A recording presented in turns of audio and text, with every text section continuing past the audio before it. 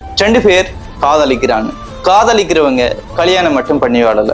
இவங்க 2 பேரும் சேர்ந்து உலகமே வியக்கிற மாதிரியான ஏராளமான கண்டுபிடிப்புகளையும் கண்டுபிடிக்கிறாங்க. அது மேரி கியூரி மற்றும் பியர் கியூரி. இவங்களோட கதை தான் இது. மேரி அறிவியலை படிக்கிறதுக்காக பாரிஸுக்கு வந்த பெண். அங்க பியர் கியூரி அவங்கள மீட் பண்றாங்க. இவங்க 2 பேருக்குள்ளேயும் வெறுமனே காதல் மட்டும் வளரல, அறிவியல், விஞ்ஞானம் இது மேல இருந்த பேஷனும் இவங்க 2 பேரையும் இணைக்குது. கல்யாணத்துக்கு பிறகு இவங்க 2 பேரும் சேர்ந்து ஒரு ஆராய்ச்சி ஒன்றை தொடங்குறாங்க. ஹென்றி பெக்யூரல் அப்படின்ற ஒருத்தர் கண்டுபிடிச்ச ரேடியேஷனை பற்றி மேரி ஆராயும் போது அவங்கள ஒரு விஷயம் ஆச்சரியப்படுத்துது. இந்த ரேடியேஷனுக்கு காரணம் யுரேனியம் மட்டுமில்ல, இதுக்கு பின்னால சக்தி வாய்ந்த ஒரு எலிமெண்ட் இருக்கு அப்படின்றத மேரி கியூரி கண்டுபிடிக்கிறாங்க.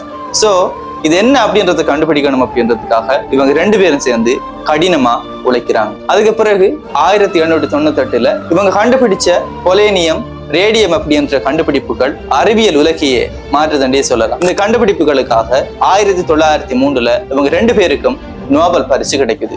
ஆனா சில வருடங்களுக்கு பிறகு பியர் கியூரி ஒரு விபத்துல உயிரிழக்கிறாரு. இந்த விபத்துக்கு பிறகு மேரி கியூரி மனதளவுல உடைஞ்சு போகாம 2 பேர் கனவையும் சேர்த்து கண்டினியூ பண்றாங்க. இதன் விளைவாக 1911 மீண்டும் ஒரு முறை மேரி கியூரிக்கு நோபல் பரிசு கிடைக்குது. உண்மையான காதல் நம்மளை பிடிச்சு வைக்கிறது மட்டுமல்ல, உங்களுடைய கனவை உங்களோட சேர்ந்து உருவாக்கணும்.